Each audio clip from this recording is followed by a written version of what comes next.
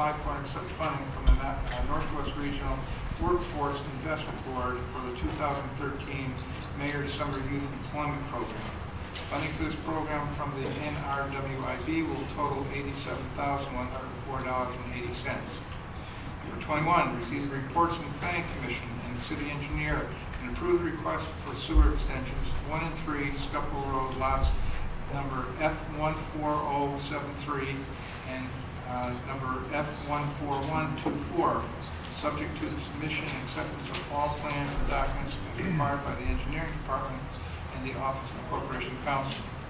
Number 22, receive the reports from the Planning Commission and City Engineer and approve the request for sewer extension at 39 Hospital Avenue and 3 Forest Avenue, lots number J12009 and J12011, subject to submission and acceptance of all plans and documents as required by the Engineering Department and the Office of Corporation Counsel. Number 23, receive the reports from the Planning Commission and the City Engineer and approve the request for water extension, Limo Air Controls 33 Turner Road, lot number A17001, subject to submission and acceptance of all plans and documents as required by Engineering Department and the Office of Corporation Counsel. 24, receive the report of the Committee of the Whole and adopt the resolutions authorizing listed agencies to participate, apply for, and accept funding in the form of tax credits from the State of Connecticut Neighborhood Assistance Act of 2013.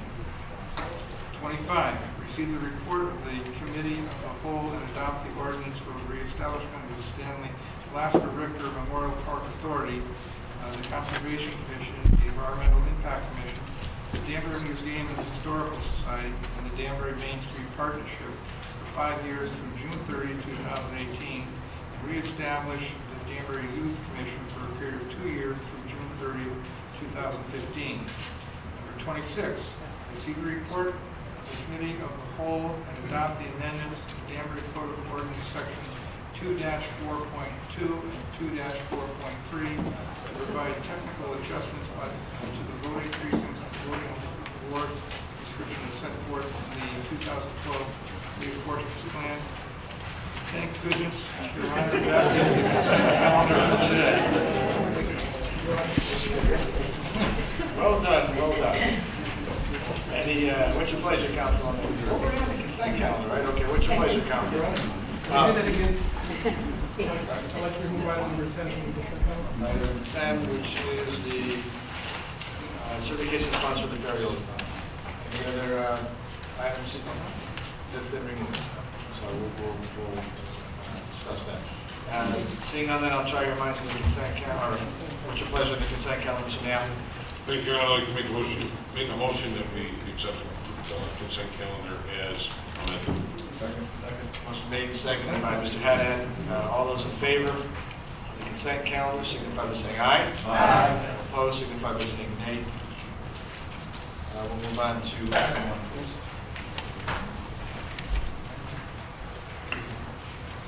Letter is current rank on the police officer eligibility list is number 17, and he is currently attending the Connecticut Coast Academy. I am confident that the above individual will bring a broad range of valuable skills and experience to the Danbury Police Department and will be a tremendous asset to the department and to the citizens of Danbury. Thank you for your consideration of this appointment. Sincerely, Mark D. Bowden, Mayor. Thank you, Madam Clerk. What's your pleasure, Council? Mr. Cabo? Thank you, Your Honor. It's with a tremendous amount of pride and honor that I have the ability to confirm the appointment, make a motion to confirm the appointment of Mr. Travis Weber. I met this individual probably when he was in diapers many, many years ago. And that's a little weird. It just sounds weird, that's all. I worked with his father, who's had a long, outstanding, and honorable career in the fire department. I'm proud to place his name in the confirmation of the police officer here for the city of Danbury. Thank you, Mr. Covers. Second by Mr. Taylor. Is there any discussion about the appointment to the police department? Seeing none, then I'll try your minds. All in favor, please signify by saying aye. Aye. All opposed, signify by saying nay. Ayes have it. Motion carries unanimously. Madam Clerk, item 6. Communication donation the Park and Recreation Department. Dear Mayor, Brown, and council members, the Recreation Department has received a request from the Danbury Youth Baseball League to purchase and install another batting cage in the Riders Park Baseball Complex. The new cage will be located next to the existing cage between Riders Park Field and Field number 4, and will be similar in size and design to the current unit. Donation value of $2,700. I request that this generous donation be accepted at the next meeting of the City Council. If you require any additional information, please do not hesitate to contact me. Sincerely, Nicholas Kaplanis, Director of Recreation. Thank you, Madam Clerk. What's your pleasure, Council? Councilwoman Stanley? Thank you, Your Honor. I'd like to make a motion to receive the communication and accept the donation from Danbury Youth Services for a new batting cage and send a letter of thanks. Second. Motion made, and seconded by Mr. Negushet. Any discussion about the donation of the batting cage? Mr. Visconti? Thank you, Your Honor. Through the chair to Mr. Kaplanis. Mr. Kaplanis, please. Could you just remind, being the Field 4, whereabouts behind Field 4 with the batting cage? There's currently a batting cage located between the west Smart Field and the backfield, between the other full-size diamond and Field 3. This will go right alongside. Right next to your house, right? It's a little further down from the house. Thank you. Further discussions, nails in their hand down. Mr. O'Donnell. Thanks, Your Honor. I just want to make, we all know what we're doing up here, but the language in the item 6 actually doesn't say that they'll be donating this to us. It says that they made a request, to receive a request to purchase and install a batting cage. I just want to make that clear. Somebody can repeat that motion, I appreciate it.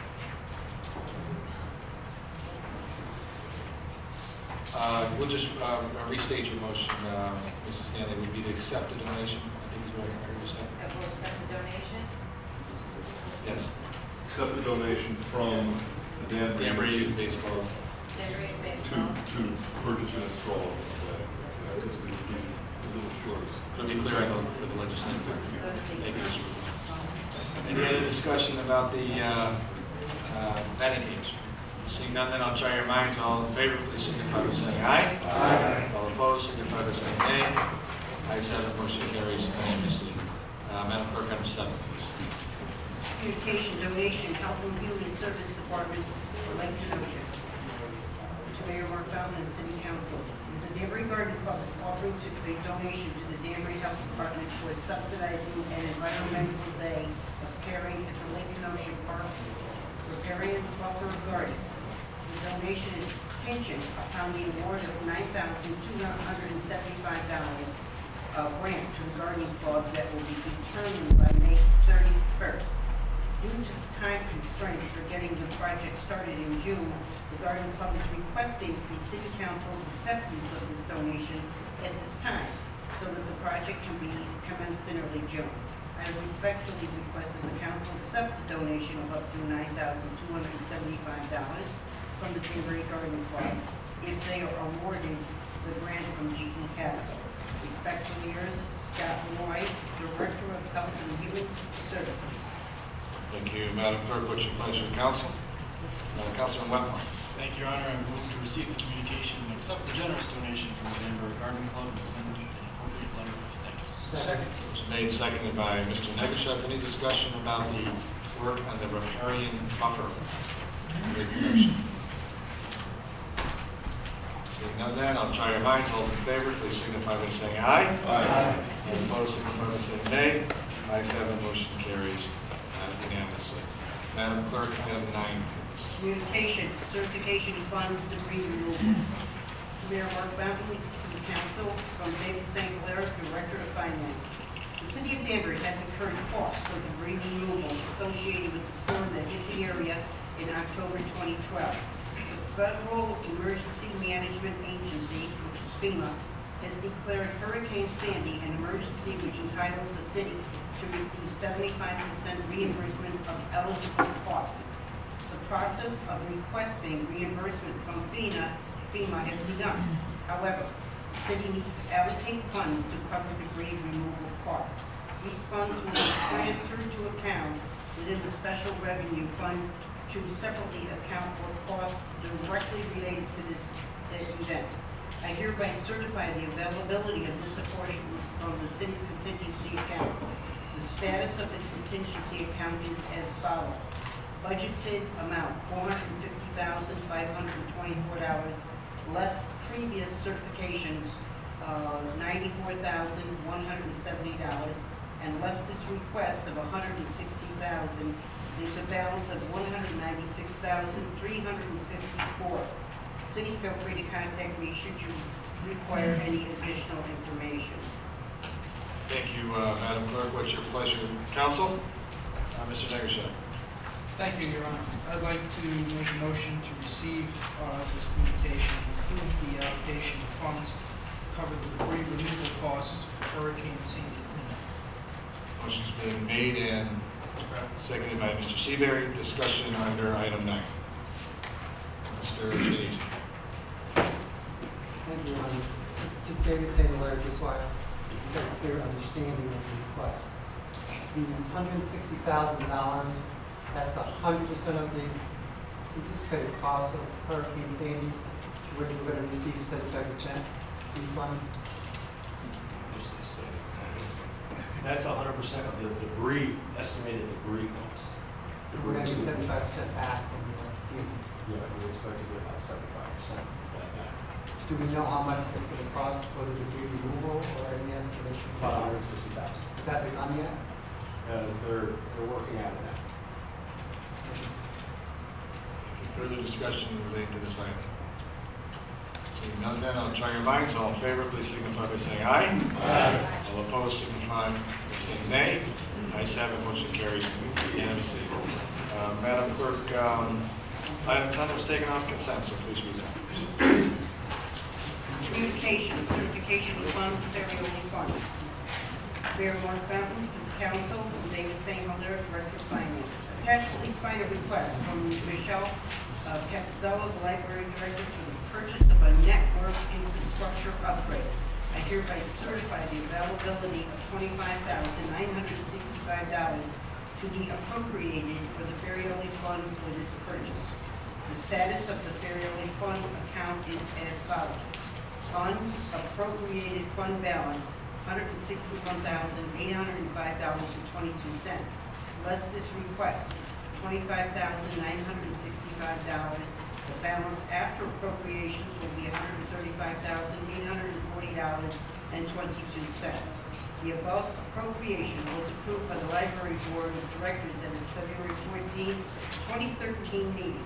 Please feel free to contact me should you require any additional information. Thank you, Madam Clerk. What's your pleasure, Council? Mr. Collins. Thank you, Your Honor.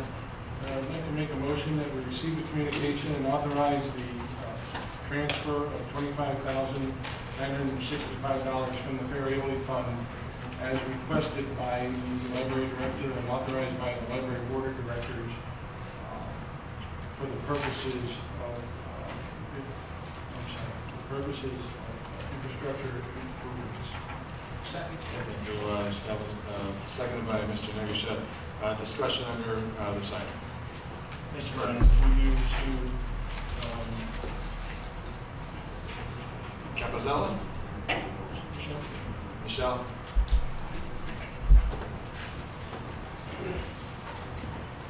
How you doing? This almost $26,000, which to me exactly like an operating expense.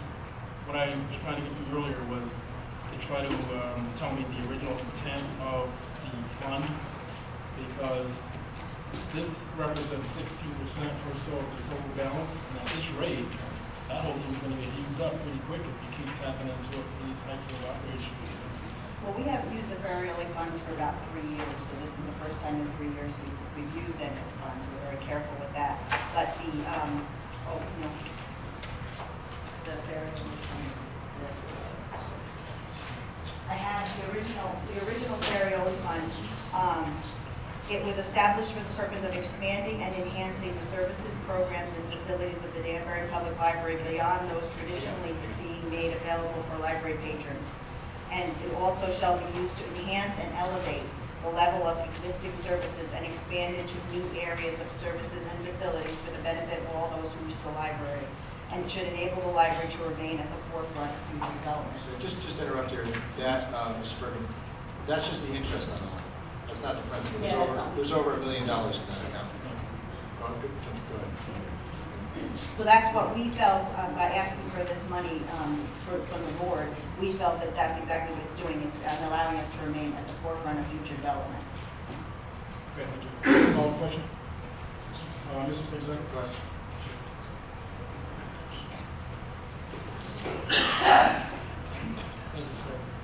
When was the last time funds were drawn off of this account? It's been, I think, a couple of years. A couple of years? What's the word? 2010. Last year. 3 years ago. All right, thank you. Thank you, Mr. Perkins. Further discussion relating to this? Seeing none, then I'll try your minds. All those in favor, please signify by saying aye. Aye. Any opposition? Motion carries unanimously. Madam Clerk, item 11, please. Communication, certification funds for Board of Education Technology Reserve. Mayor Mark Buckley, to the council, from David St. Clair, Director of Finance. As per the attached request from Joseph Martino, Director of Finance with the Danbury Public Schools, I hereby certify the availability of $357,000 within account SCPF 470.7,000 school technology improvements established in fiscal year 11/12. Such purchase is within the parameters and guidelines established at the June 2012 City Council meeting regarding establishing Board of Education reserve accounts. Should you have any questions, please feel free to call me. Thank you, Madam Clerk. What's your pleasure, council? Mr. Pollan. Thank you, Your Honor. I would like to make a motion to approve and transfer funds total $357,000 from the Board of Education reserve account to the Board of Education for school technology improvements as requested by Joseph Martino, Director of Finances of Danbury Public Schools. Thank you, Councilman. Seconded by Mr. Negusha. Any discussion related to this transaction? Mr. Visconti. Thank you, Your Honor. Dr. Zell, would you just give us an idea of what exactly this is going to be used for? Of course, Joe, the right on the page. Evening, everybody. The main goal of the funds you have before you tonight is really what we call our core infrastructure in Danbury Public Schools. Within our environment, we currently have an environment which is known as Citrix. And basically, as I tried to describe in non-tech terms, basically what this main environment is, it's basically massive servers that sit at Danbury High School. And through that use, applications are installed on that server, and users access all those applications collectively on what's called a thin client. It's really think of it as a very small box that you access everything off the main server, and their applications are deployed through that. That server was actually installed in about 2006, 2007. There's about 700 users that connect to that device on any given day. It's a mission-critical piece in our environment. And in addition to that, within this project is what is known as core switching. Our current switch infrastructure was bought, network gear, was bought in 2006, 2007, which is primarily a 3Com environment. 3Com, which as I said in my letter, was acquired by HP in 2009. There is a warranty that's currently on the equipment for only another 2 years. Not only that, it makes some of this legacy equipment harder to support. We're also having now what are known as throughput issues or bottlenecks in our network. As we continue to grow our wireless infrastructure, we've added what is known as bring your own device at Danbury High School. So the real use of this money, every user in the Danbury Public Schools network will benefit from these devices because these switches will impact all of our elementary schools as all the data feeds through these core pieces of our environment. So it's really actually a really exciting project, in fact, that everyone benefits from these funds. Thank you, John. Thank you. Thank you all that. Thank you. Sorry to ask. Would you rather I explain it? Thank you, John. Any Any other questions about this, Mr. Burton? Thank you, Your Honor. Through you, Joe. I think I remember recently pretty big expenditure in the technology arena over there with the Danbury Public Schools. Part of it was a bunch of switches and things like that that you just mentioned. Is this part of a reserve account that you're trying to roll out additional services, or is this a whole new level of spending? The switches were bought in about 2006, 2007. There was some issues that were happening in the high school network, I believe, at the time, and I wasn't here then, and I'll kind of refer to history. But this is a much larger switch upgrade, which we're going to have to undertake in Danbury. As we look at increasing, growing our network, and the inevitable bring your own device so students can bring access in. Also, we're obviously looking at the possibilities of a voice over IP system. So the current switch infrastructure we have really will not hold what we hope to get to. This is really an undertaking in the beginning, but will be a much larger infrastructure project. Okay. I mean, like I said, I should have got all the papers and everything, but we mentioned different types of, I believe, T1 lines, we mentioned different types of switching. I think you all mentioned the VoIP. Yes. So is it an insinuation, or are you starting a whole other type of project? This is a replacement of current devices. I think what you're referring to is they did a large fiber network a few years ago. That is still in place today. That was through Fiber Tech. That is enhancing the current wires that are in between our schools. So this will put more throughput in between our locations. I think that's what you're pointing All right, and in there, you know, this $357,000, that's money that wasn't in the account already. Yes, this was money that was identified by the Board of Ed at the end of the year, and really the project undertaking could not begin at that time. A chunk of our network really has to come offline and be taken down. It's got to be done in the summer. It was not feasible to do that. So we are really grateful, actually, the City Council allowed us to set these funds aside. Thank you. Thank you, Mr. Rotello. Thank you. Okay, you know, I see in here that we already have under recon support ending in 2015. That's 2 more years. And I see that under your proposed solution, you have Cisco infrastructure, EMC storage units, and things like that that are coming, including with the price tag, 3 years of support. When were you thinking about putting these new products online? This proposal right now, we are slating it to go in this summer. Okay, so if we go into 2013, the 3-year warranties will be ending in 2016. Correct. But the 3-com warranty is ending in 2015. If we're supported to 2015, which is my problem in the caucus, if we're supported to 2015, because the information's not in here, why don't we simply commence the new project at 2015 when the old warranty expires, which I assume you paid for? The warranty actually it's just part of the product purchased by Danbury years ago. The current infrastructure we have, for example, at Beaverbrook, which really all our traffic flows through, our switch infrastructure is hanging what's known as a 90% utilization. So the switches we currently have are, in a sense, underwater. They can't maintain the amount of throughput that are going through them today. The goal will be with the switches that we're taking out to really hold those as, in a sense, as more hot spares. So as we typically have issues within our environment because our 3-com gear is so old. There is a next day replacement on that. But at the same point at times, we could have, for example, we had an issue a few weeks ago where our whole entire network went down because we had an issue with one of the switches. So this really increases our reliability significantly. There's approximately 175 to 200 3-com switches in our environment. So we have to begin this replacement cycle now so we can at least begin to remove some of this equipment. Okay, that helps. So if I may, the plan includes keeping the 3-com systems that are in place online at least until the next couple of years until you can phase them out. Yeah, we will begin to phase those out, and the equipment is going to stay in state as kind of a redundant backup, if you will. And so that's our goal in going forward. And if they break in the next 2 years, they'll be replaced under existing warranty. Yeah, they are. Thank you. Yeah.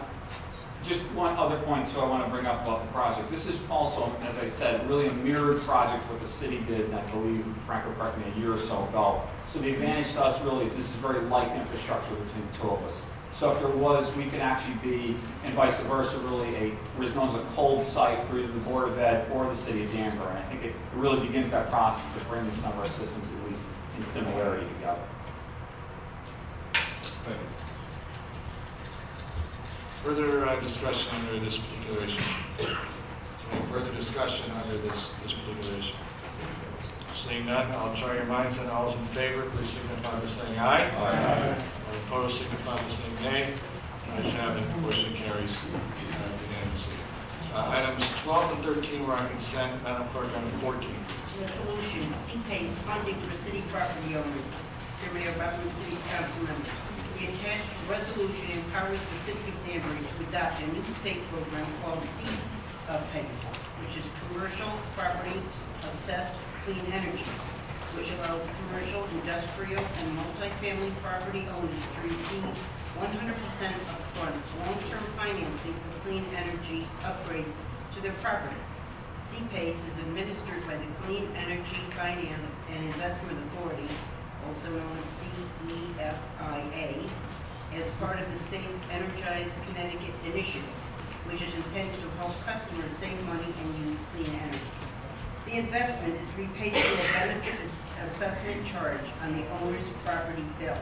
Danbury can offer this program at no charge, as CEFIA reimburses the city for its added administrative responsibility. The city is responsible for collecting CPACE assessments, but not for guaranteeing their collection. The city only makes payment to CEFIA that are actually paid for by building owners and is not liable for any deficiency or delinquency. Danbury currently has over 800 buildings covering nearly 18 million square feet that are eligible for this economic development program. We hope many will take advantage. The first step is for the City Council to pass this resolution, enabling the city to sign a legal agreement with CEFIA. Thanks and best regards, Bruce Toole, Director of Economic Development. Thank you, Madam Clerk. What's your pleasure, Council? Councilman Cola? Thank you, Your Honor. I'd like to make a motion that we accept the recommendations and adopt a resolution authorizing Mayor Bowden, Mayor of the City of Danbury, allowing him to execute and deliver the CPACE agreement. Second. Motion made, seconded by Mr. Negusha. Discussion under this particular item. Mr. Rotel. You know, I just want to be clear on this. Sort of belt and suspenders, but I just wanted to make sure that the liens and the assessments on the commercial property will be applied solely to those people applying and benefiting from these improvements, and not commercial property can't be usable. That's correct, right? In other words, if you've got a building, in that particular building, it qualifies for some of these programs, the liens and the assessments will be on that building. Yes. Yes, thank you. Further discussion. I could say something, but I don't want to throw there is, the legislature is contemplating potentially some changes, but who knows what they're going to do. So this is the program we have in front of us right now. Whatever modifications are, we'll deal with. If I may, I mean, is there a potential of having this spread out over people not taking advantage of it? No, it's more, one of the discussions has been that these improvements are subject to personal property tax. And they're arguing about making them exempt right now, so, or making it a local option. So they're kind of tinkering on the fringes of the program, but the core of the program is the same. Has CCM come out with a statement on this? I mean, are they... We're very much opposed on the property tax abatement because it's a loss of revenue for us. That's been CCM's position. The flip side of that is where we want to encourage green energy. You know, I got to tell you, I've been very active now in the organization. We're split right down the middle. There's those of us that feel that the market should set the rate. If this was supporting the market, then property taxes shouldn't be an issue. There are others that say, no, we have to subsidize these kinds of activities to develop the market. So I think at the end they'll probably exempt this stuff from personal property taxes, but it's still a good program, worthwhile to participate. Okay, thank you. Any other discussion? Yes, Mr. Shanice. To you, How is the city planning to roll this program out? Mr. Chimley, you want to talk a little bit about that? Well, what you're doing tonight is you're actually just agreeing to allow the city to make the legal agreement with Sepia. And that'll be, as the program is taken advantage of by property owners, you'll find that they'll be assessed to Mr. Ferguson's office with this thing called the assessment charge. So, and it will be reimbursed for whatever it costs us to collect the money. And as I point out in the letter, we only have to pay or be responsible for collecting whatever we get. We're not responsible for delinquent or I think Mr. Shinichi might be referring to how we notify companies that this is available. What's the market strategy? How's it promoted? Well, I think once we adopt it, we can make it known through our websites and through Chamber of Commerce can do. I may tell you already, we've already heard from 2 large enterprise companies about this. I would imagine that the CPACE program will also be noticed on some of it. So it'll get out. Will it be in their tax bills and their envelopes? Yeah, we can do it. Things like that. Yeah, I'm not trying to find out. Further discussion about this program? Seeing none, then I'll try your minds. All in favor, please signify by saying aye. Aye. All opposed, signify by saying nay. Ayes have it, motion carries unanimously. Item 15 was on consent, Madam Clerk, item 16. Resolution, a DOT grant for the police department, Honorable North Bounty Council, from David St. Hilaire, Director of Finance. Attached for your review is a resolution that will allow the City of Danbury Police Department to apply for and accept funding from the State of Connecticut Department of Transportation. The police department has been notified of an opportunity to receive funding to aid in enforcing laws regarding texting while driving. Applications are not yet available. However, the city must have its governing body approve its submission ahead of time. Since there is a small window for the deadline, this request is being made now. The projected cost of the program will not exceed $15,000. The state portion is 75% or $11,250, while the city is responsible for 25% of the cost or $3,750. These funds are available in the police department fiscal year 12-13 budget. The city council is respectfully requested to consider this resolution at its next meeting. Thank you, Madam Clerk. What's your pleasure, Council? Mr. Taylor? Thank you, Your Honor. I'd like to make a motion to adopt the resolution to allow the police chief or the mayor to apply for and accept funding from the State Department of DOT in the amount of $11,250 through the $3,750 city match. Second. Thank you, Mr. Taylor. Motion's been seconded by Mr. Combo. Is there any discussion about the grant? Yes, Mr. Combo. Thank you, Your Honor. I was very pleased to see this in our agenda this month, and I wanted to thank the police chief and Sergeant Duraco for pursuing this. I think it's one item that is sorely needed in traffic enforcement, and I'm glad that Sergeant Duraco and his traffic enforcement people have the ability to take advantage of this, and hopefully we can get some awareness out about the dangers of texting and driving, more so than what we already have about how dangerous it is. So thank you, Chief, and thank you, Sergeant Duraco. Thank you, Mr. Combo. Any discussion about the grant? Mr. Taylor. Thank you, Your Honor. Very appropriate for me to make this motion. There was a texting accident that took out a telephone pole in front of my house just 5 days ago with 2 people without wearing seatbelts and 1 minor and an irresponsible adult driving and texting. And luckily there was only minor injuries. Thank you. Thank you, Mr. Taylor. Any other discussion? Seeing none, I'll try your minds. All in favor, please signify by saying aye. Aye. All opposed, signify by saying nay. Ayes have it, motion carries unanimously. Madam Clerk, item 17, please. Resolution, cops hiring grant, police department. Honorable Mark Bowden, City Council, from David St. Hilaire, Director of Finance.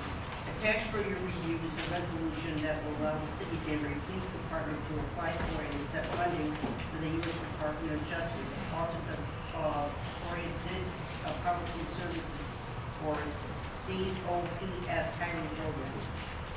This program is intended to create and preserve jobs and increase community policing capacity. The funding will cover 75% of current entry-level salaries and benefit packages for the 36-month grant period for newly hired full-time officers. The city will be responsible for 25% of these costs for the chosen 36-month period. Requirements for this funding include retention of all sworn officer positions awarded for a period of at least 12 months following that grant period. If awarded, the city match will be met through operating budgets concurrent with the grant period. The city's application will be available for review once completed. This request is necessary to allow the city to apply and submit all paperwork, and the city council is respectfully requested to consider this resolution at its next meeting. Thank you, Madam Clerk. What's your pleasure, council?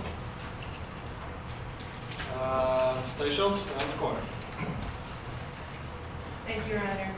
I'd like to make a motion to receive the communication and adopt the resolution authorizing Mayor Bowden and Chief Baker to apply for and accept funding from the U.S. Department of Justice Office of Oriented Policing Services, COPS hiring program, and to authorize the mayor to sign any contracts or documents in connection with the grant.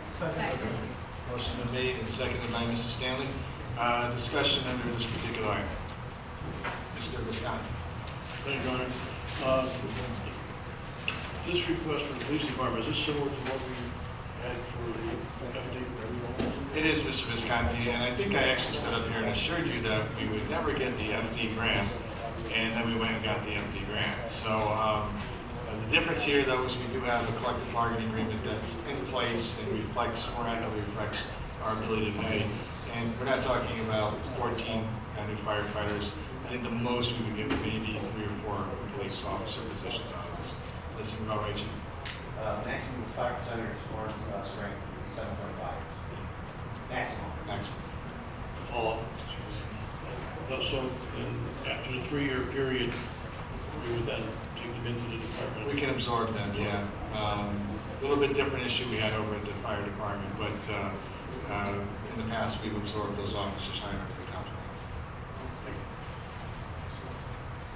Further discussion? Further discussion? Seeing none, then I'll try your minds. All those in favor, please signify by saying aye. Aye. All opposed, signify by saying nay. Ayes have it, motion carries unanimously. I believe that brings us to items 18 through 26 were on consent, so that goes to item 27. That would be, we're going to read every line item tonight. Just kidding.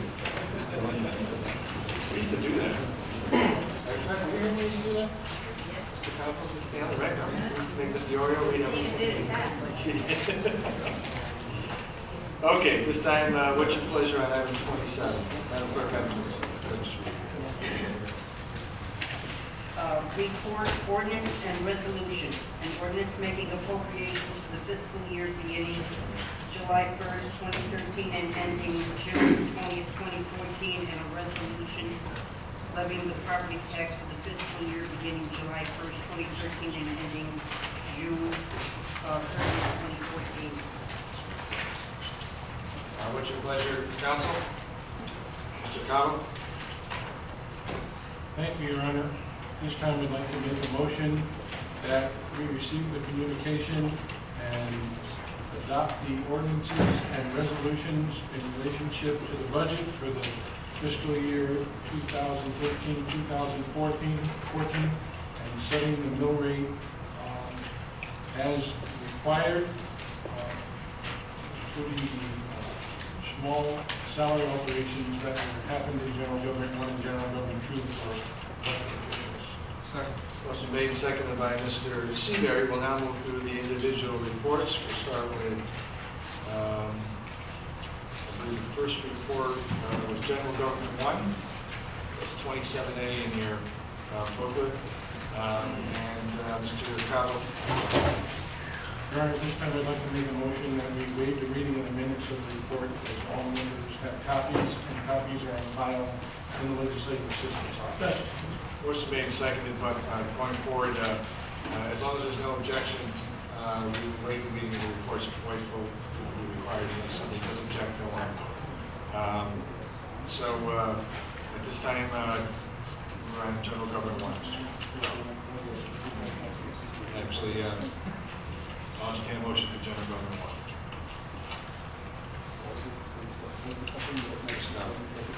Thank you, Your Honor. At this time, I'd like to make a motion that we receive the report of General Government 1 and accept and adopt the recommendations that were presented therein by the committee. Second. Motion made by Mr. Neckershett. There's discussion under general government 1. Discussion under general government 1. Seeing none, then I'll try your minds on accepting the report for general government 1. All in favor signify by saying aye. Aye. Any opposition? Motion carries. So general government 1 is accepted. Unanimously. Next one will be 27B, which I believe is general government 2. Mr. Your Honor, at this time, I'd like to make a motion that we receive the General Government 2 budget report from the committee and adopt its recommendations as presented. Second. Motion made and seconded by Mr. Neckershett. Is there any objection to waiving the reading of the report? Seeing none, then. Discussion, that's okay. I just want to note for the record that we objected to that. Any discussion in the general government 2? Any discussion in that part of the budget? Seeing none, then I'll try your minds on acceptance of that part of the report. All those in favor signify by saying aye. Aye. All opposed signify by saying nay. Ayes have it, motion carries unanimously. We now move to 27C, the agenda, which is the education portion of the budget. And Ms. Stanley, do you want to read the? You sure? Okay, Mr. Seabury then? Thank you, Your Honor. I'd like to make a motion to receive the committee's report and document as presented. Second. Motion made to receive the education budget report and to adopt it as presented. Discussion under education, under the education budget. Oh, second by Mr. Nash. Discussion under this particular part of the budget. Yeah, I'm sorry, Mr. Yeah. Thank you, Your Honor. Just through you to Corporation Counsel, point of order.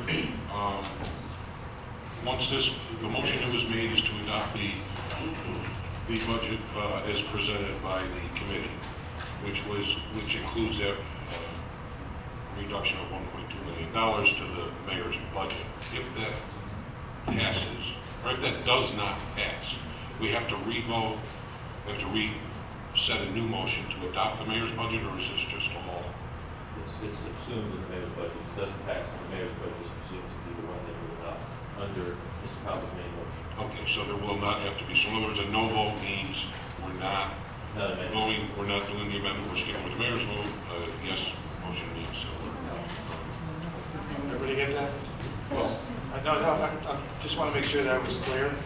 So, right, I'm just trying to clarify when somebody votes yes and no. So I'm just going to, with the council indulge, I'll repeat these and ask questions. The question, Mr. Pinter, was if this report is accepted for the motion that was placed on the floor,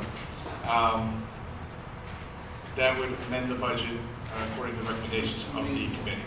If the report is not accepted, do we have to have another vote to accept the mayor's budget? And Mr. Pinter's response was that the default budget, we would revert to the default budget, which is the mayor's budget. Okay. Are you clear about that? You follow us? Thank you. I've got this. My position on this, as I stated last night when we were in caucus, is I'm going to be voting no to the motion the way it was presented because it would reduce the budget by $1.2 million. There's several reasons that I'm voting no. I mean, when you look at it, you heard earlier from Mr. Maloney, with the percentage that we currently give the schools. We have made a concerted effort over the year, not to necessarily cut the schools, but to keep our tax dollars in order so that those out in the community don't struggle as hard with their tax bills. And I think that we've tried to, we've done a fairly good job of that.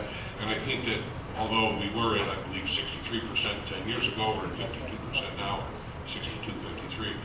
That big reduction is based on the fact that we've been extremely conservative through the years.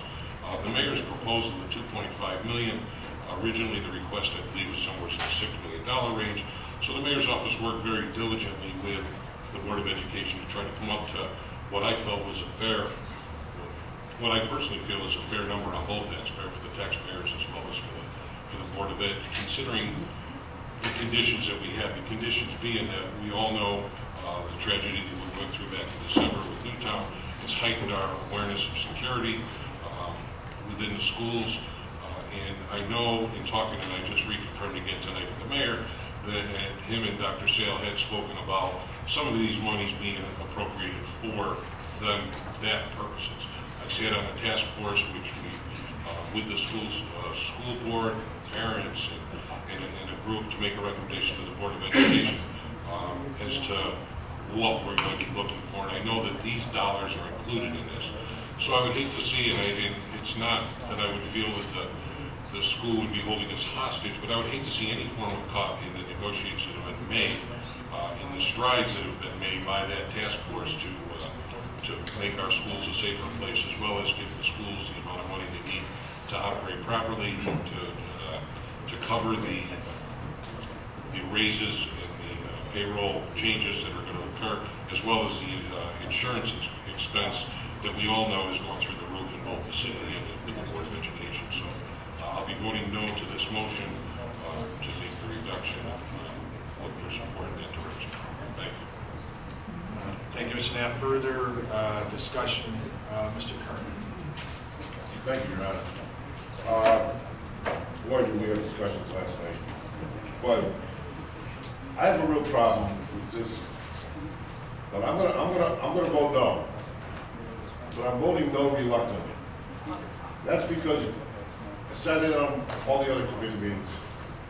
And every other department got none or very little increase in their budget in the grant. Another thing, no department heads got a raise. None. I think it was 5 years. Chief, you didn't get a raise for 5 years, correct? But he's not complaining. No. But the point I'm making is, and then I read where a principal of high school gets 11% increase, the assistant superintendent getting increases. Everybody's getting increases in the school board. And here we are on the other side, the government side of the city, and we're trying to hold our own. We're trying to keep it down for the taxpayers. People are getting killed out there. You got people losing their houses. Now, I'm going to vote no, but I'm telling you right now, in the course of the next year, if the school board comes in here looking for one more penny, I'm voting no. So don't even bother bringing it back, and you won't have my vote. Thank you. Thank you, Mr. Kern. Further discussion. Mr. Scozzafano. Just a procedure. It takes 2/3 of the vote to overrule your proposed budget. It actually takes 14 votes. You have to have 14 votes, not 2/3 of the vice president. How about it? So how many votes would it take to, actually, if we voted this thing, if I voted no, how many votes would that take? Well, you need... How many need a simple majority? Well, it's 8, but the assumption there is that you have 21, yeah, 8. All right, because I echo his feelings down there. This is the first time I ever in my life voted against the school budget. First time. I've been here 30 years. Going on 29, this will be my 29th year. And I agree to only one thing. They didn't too deep about it. It would, in fact, it was just a year or so ago when I was in the school board, you guys got $20,000. We increased our administration fees, our administration salaries and cut it and gave it back, and took it back. Am I right?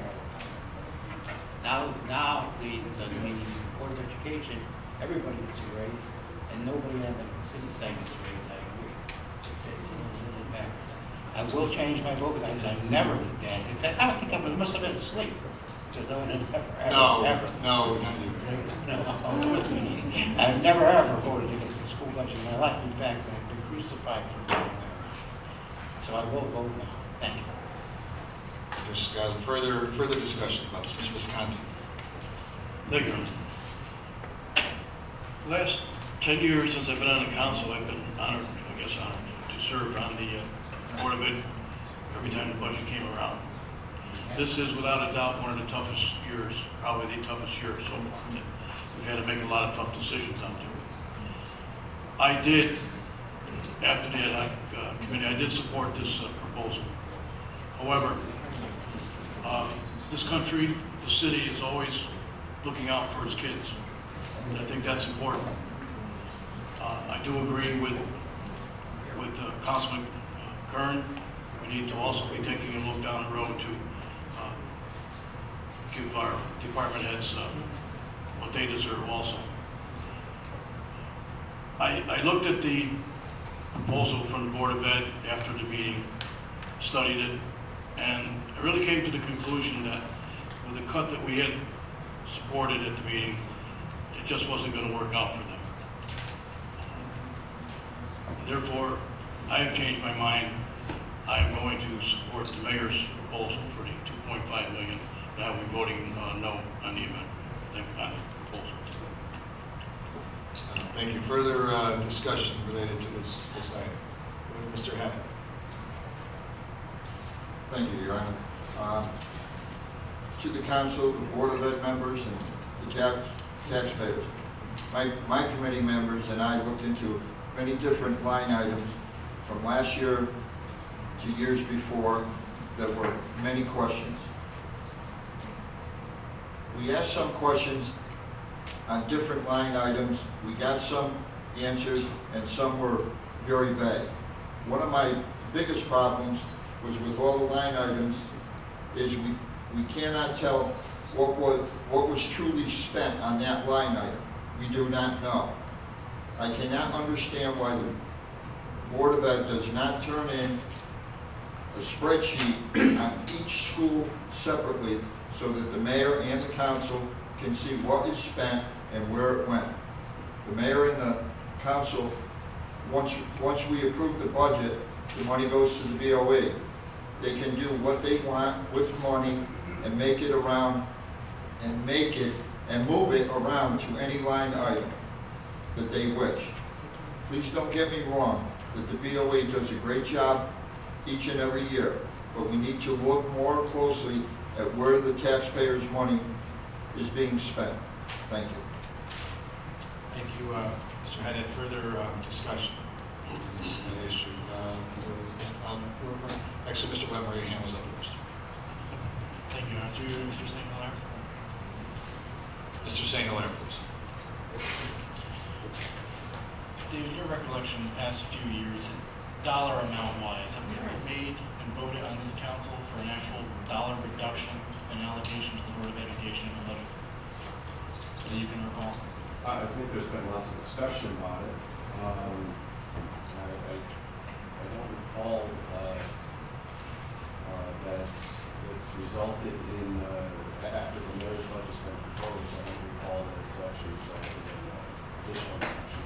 I think Mr. Weber was talking about the year-over-year budget, right? So, in other words, if Oh, they got 100 million. no, we kept it flat one year, and then we did some modest increases, ranging from I think a $500,000 to $1 million. This is the 2.5 is the largest increase since I've been here. So they have not received large increases in 6 years that I've been here. Thank you, sir. Sure. This is an extremely difficult budget year, as it is every year, and we keep saying that year over year, and it always comes down to what appears to be the Board of Education budget. I spent 3 years up in Hartford for the state university system, and I supported increases in student activity fees to tuition, because the reason was is that at the end of the day, we could sit down and look where every dime went to. Every dime was accounted for. And I think I have to agree with some of the members of the committee that year after year, we do get gravely concerned. Parents, teachers, where is it actually going at the end of the day? And it appears from time to time that perhaps not everyone knows. And I think that is a great concern when you come back year after year and we're asking for an increase and we're looking to justify it. I will be voting no tonight. I will be giving the increase. I think there is a grave concern regarding school security, which there is a portion of this money going to. But I do think that there needs to be a little bit of better transparency into where those dollars are spent to at the end of your fiscal year. Thank you. Further discussion, Mr. Perkins, you did have the floor. Just one. Thank you, Your Honor. I was just on the Connecticut Education website this morning, printed out the current expenditure per pupil. The whole education spending budget, like one of our public speakers mentioned a little while ago, is proportionally going down. It's going in the wrong direction. It really should be going up.